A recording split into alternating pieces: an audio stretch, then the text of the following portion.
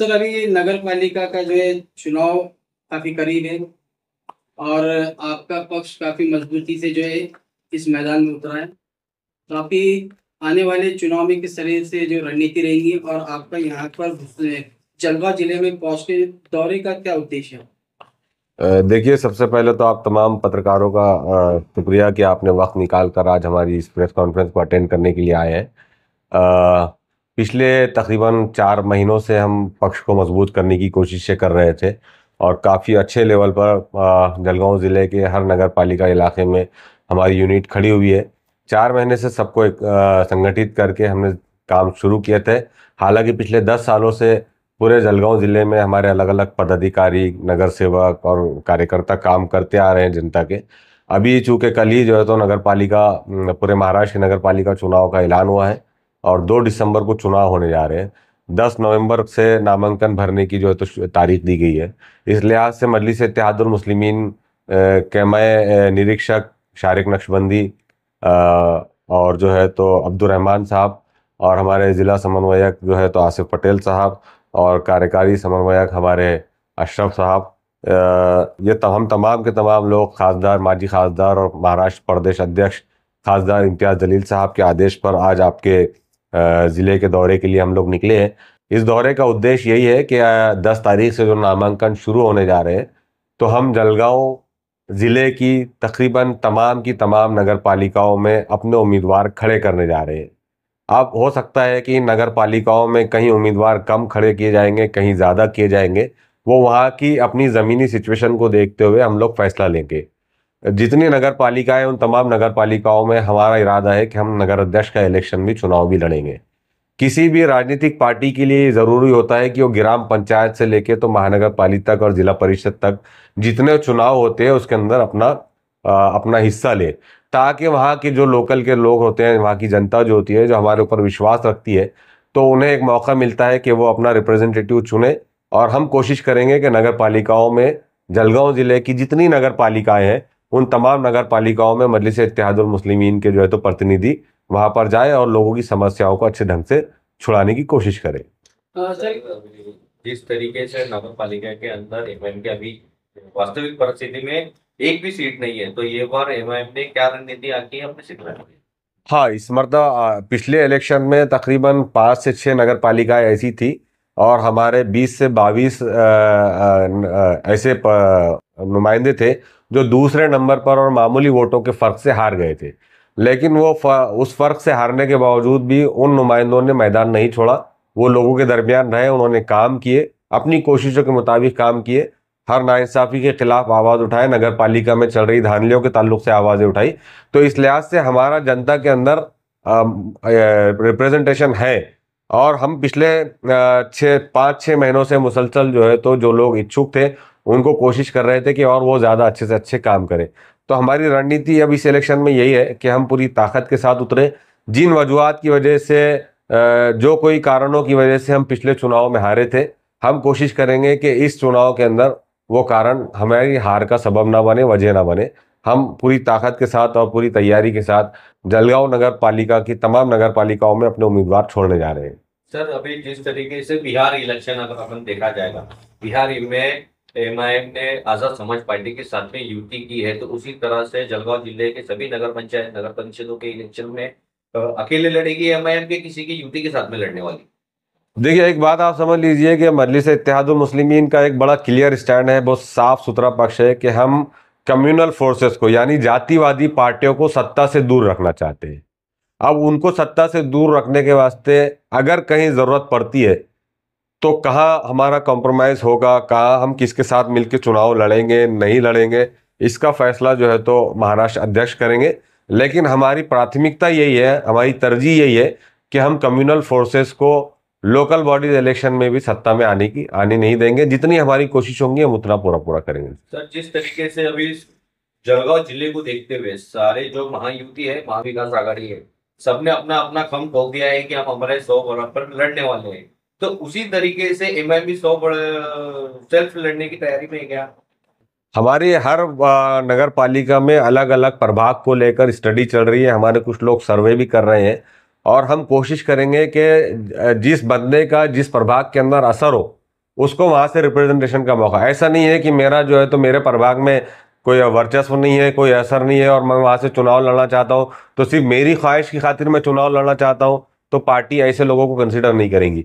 जिस शख्स का उसके अपने प्रभाग के अंदर असर होगा, उसका लोगों में जो लोगों के साथ वो खड़ा रहा होगा, लोग उसको उसकी सिफारिश करेंगे, तो हम ऐसे ही आदमी को जो है तो टिकट देंगे ताकि वो वहां से कामयाब हो सके। सिर्फ खाना पूरी करने के लिए, जगह पूर करने के लिए जो तो हम किसी को भी टिकट नहीं देंगे। हमारी सर्वे बाकायदा एक एक प्रभाग के हिसाब से सर्वे तकरीबन मुकम्मल हो चुका है। उस सर्वे के आधार पर उस शख्स अगर वो इच्छुक है तो उसको वहां से मौका दिया जाएगा। भुसावल नगर पालिका के अंदर 50 सीटें हैं, तो उसमें से एमआईएम ने कितने पे दावा किया? ऑलमोस्ट हमारे पास 25 से 30 सीटों के ऊपर हम भुसावल नगर पालिका में हम चुनाव लड़ेंगे।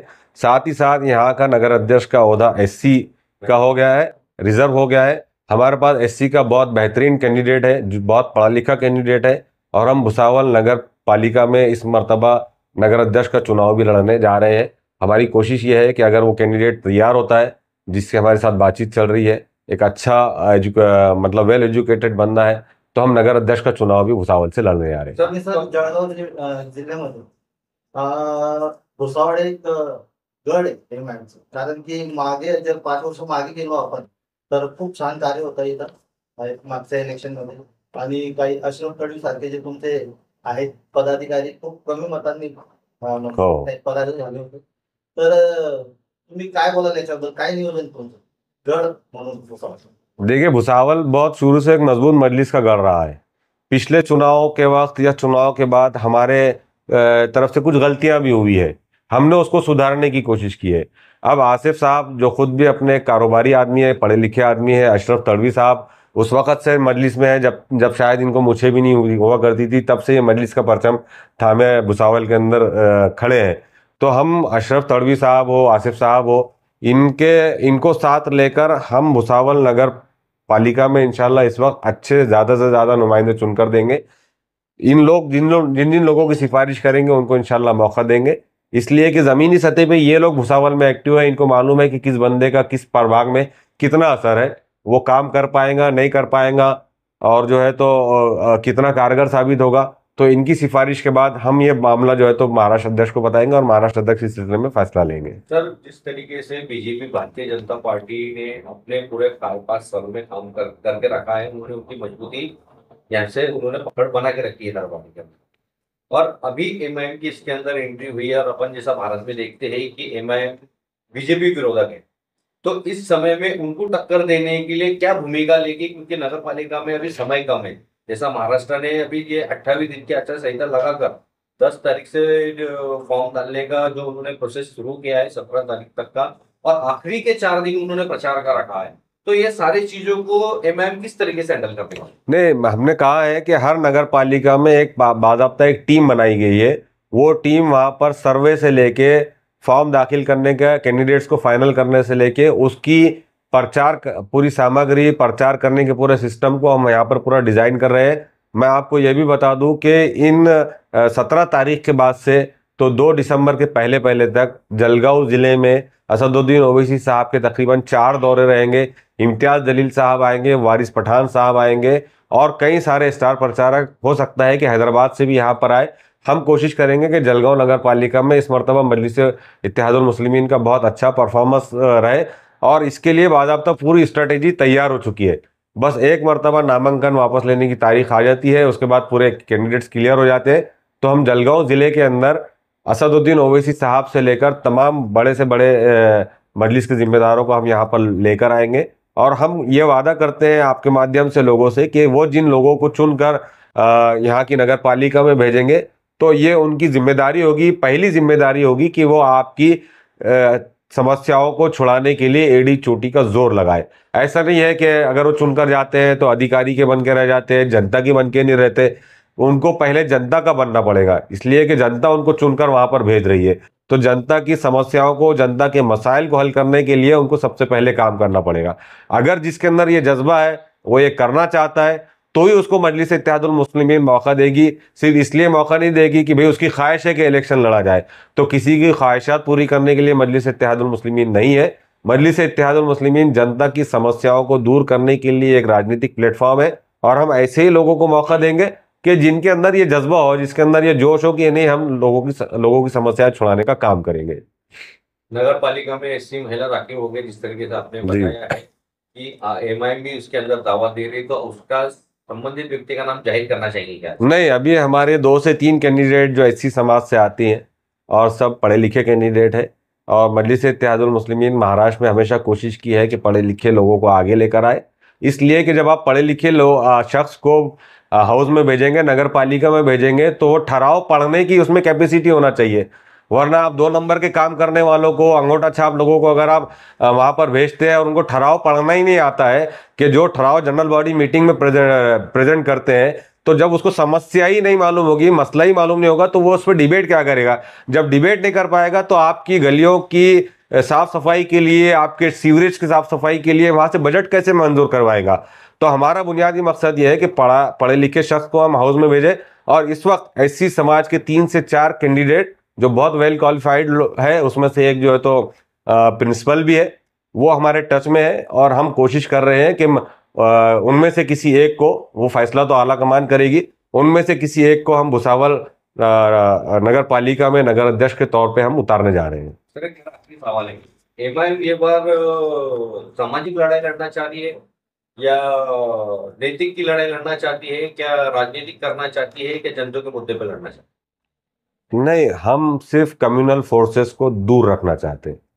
हमारा मकसद ये है कि चाहे भुसावल नगर पालिका हो या जलगांव जिले की कोई भी नगर पालिका हो, वहां पर जिस तरीके से टेंडर में धांधलियां होती है, जनता की समस्याओं को से कोई लेना देना, रातों रात नगर सेवक खरीद लिए जाते हैं, जैसे रातों रात जो है तो एमएलए खरीद लिए जाते हैं महाराष्ट्र मुंबई असेंबली में, वैसे नगर सेवक खरीद लिए जाते हैं। जनता से किसी को कोई लेना देना नहीं है।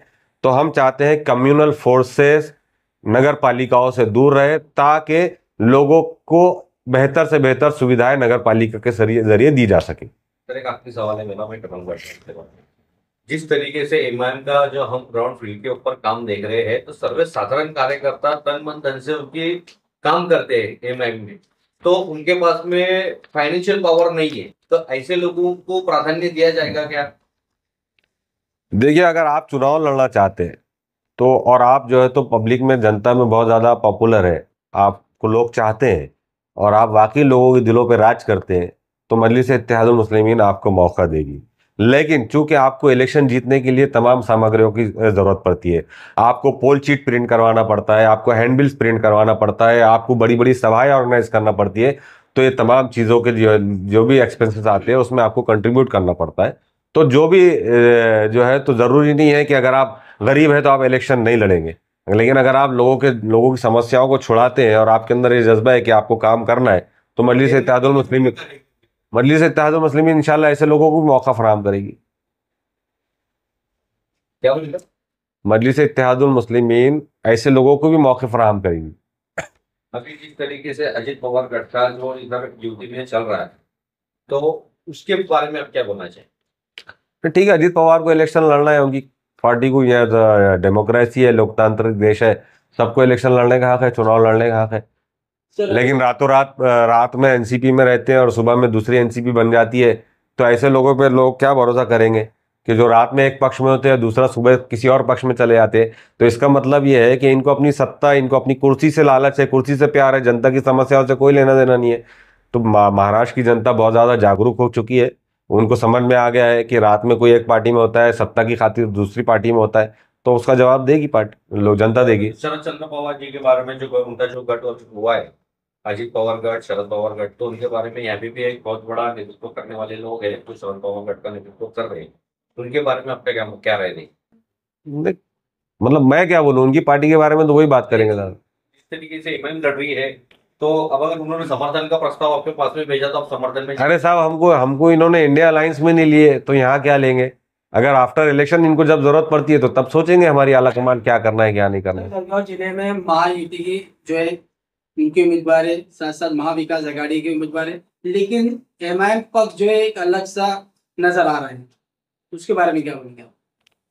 ये यहाँ बहुत बड़ी मजबूती से जो है उनका काम शुरू है। ठीक है, ये जितने पक्ष है ये तमाम लोगों को जलगांव नगर पालिका की जनता ने पहले आजमा चुकी है, और ये तमाम पक्षों ने अभी यहाँ आपके ही जलगांव नगर पालिका की कई ऐसी नगर पालिकाएं हैं जो अपक्ष चुनकर आए या जो कोई राष्ट्रवादी के चिन्ह पर चुनकर आए और बाद में वो बीजेपी के साथ चले गए।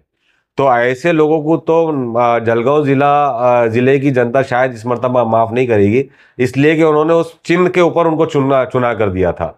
लेकिन उन्होंने अपनी खातिर 25-50 लाख रुपए के चक्कर में अपने आप को बेच दिया, यानी पूरी जनता का सौदा कर दिया। तो मजलिस इत्तेहादुल मुस्लिमीन का जो भी कैंडिडेट रहेगा, हम इलेक्शन से चुनाव से पहले उससे एफिडेविट करके लेंगे कि वो पक्ष से और अपने वार्ड की जनता से गद्दारी नहीं करेगा। अगर उसको एक चुनाव चिन्ह के ऊपर जनता चुनकर दे रही है तो ये उसकी जिम्मेदारी बनेगी कि वो पार्टी के साथ अपने वार्ड की जनता के साथ वफादारी करे, ये उसकी जिम्मेदारी बनेगी। ऐसा हम बाज़ाब्ता एफिडेविट लेंगे, ऐसा हम उससे हलफ लेंगे। ठीक, जो बोलो बिल्कुल सर, अभी आपने कुछ भी पूछ सकते हैं।